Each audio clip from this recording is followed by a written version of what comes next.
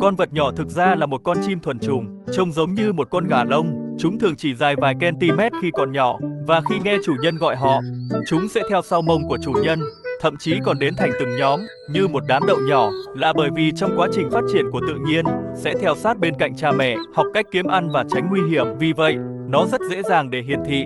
Con non chủ yếu ăn côn trùng hoặc lá non. Chúng có rất nhiều màu sắc. Khi lớn lên, màu da cũng sẽ từ từ thay đổi. Khác với chim cút là môi người lớn đầy màu sắc, sau đầu sẽ có một cái lông vũ như tóc giả. Có những con chim màu xanh, và sự khác biệt giữa chiều dài nam và nữ là rất lớn. Giống như hai loại khác nhau, môi màu sẽ trở nên cực kỳ ấm.